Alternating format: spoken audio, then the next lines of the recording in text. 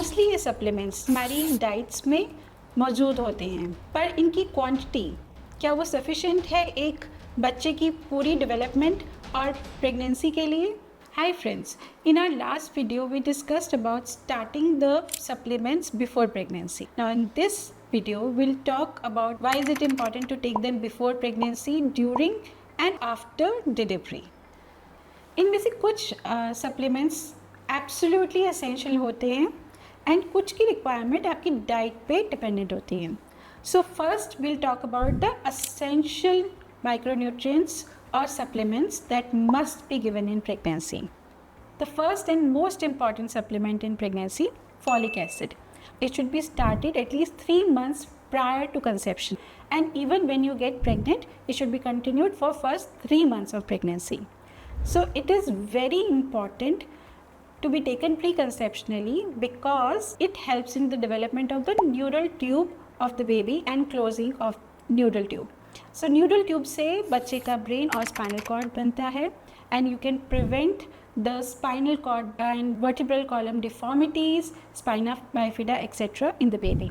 Number 2, it is not only important for the baby but also for the mother because it helps in the development of hemoglobin.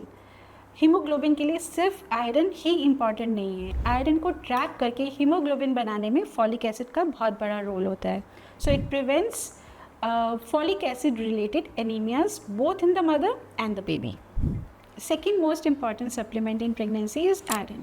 Pregnancy में माँ का blood volume लगभग 50% से अधिक बढ़ जाता है जिसके कारण उसको आयरन डेफिशिएंसी एनीमिया होने का खतरा होता है. आयरन डेफिशिएंसी होने के कारण माँ को ज़्यादा सांस फूलना, थकावट होना या दिल पे भी इफ़ेक्ट आने जैसी प्रॉब्लम्स हो सकती हैं और बच्चे में भी आयरन डेफिशिएंसी एनीमिया हो सकता है. इसके अलावा और भी कॉम्प्लिकेशंस हैं जैसे कि जल्दी जल्दी इन्फेक्शन होना, इम्यूनिटी कम होना, हाई ब्लड प्रेशर होने की प्रॉब्लम होना और डिलीवरी के दौरान ज़्यादा ब्लीडिंग होना जिसे कि हम पोस्टमार्टम हेमरेज कहते हैं. आयरन हम सेकेंड ट्राइमेस्टर ऑफ प्रेगनेंसी में जनरली स्टार्ट करते हैं. इसकी डोज डिपेंड करती है आपके हीमोग्लोबिन लेवल्स पे और हीमोग्लोबिन टाइप पे.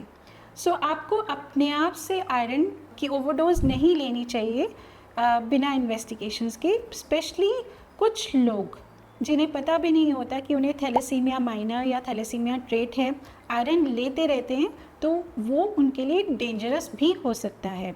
सो आयरन की डोज डिसाइड करने के लिए आपको अपने डॉक्टर से कंसल्ट करना है.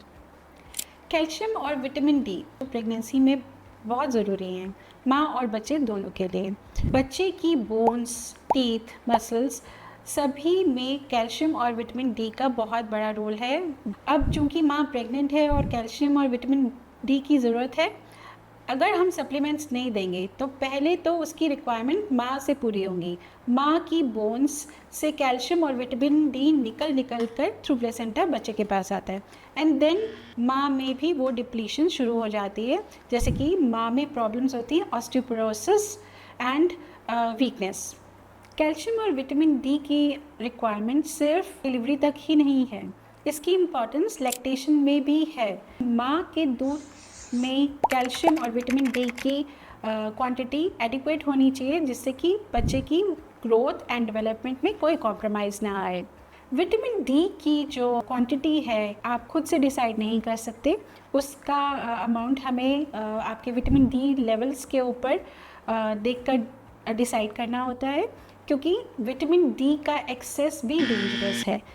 Another important supplementation is vitamin B12. Vitamin B12 के लिए आपको एक्स्ट्रा सप्लीमेंट लेना है या नहीं ये आपकी डाइट पे डिपेंड करता है और आपके विटामिन B12 लेवल्स पे डिपेंड करता है. If you are taking some non vegetarian diets और some eggs you may not require it but vegetarians may require it. Why is it important? माँ में हीमोग्लोबिन बनने के लिए ये बहुत एसेंशियल है. दूसरी चीज़, नर्वस सिस्टम की प्रॉपर फंक्शनिंग के लिए विटामिन B12 बहुत ज़रूरी होता है. उसी तरह बच्चे के ब्रेन और स्पाइनल कॉर्ड डेवलपमेंट और हीमोग्लोबिन डेवलपमेंट के लिए विटामिन B12 बहुत एसेंशियल है.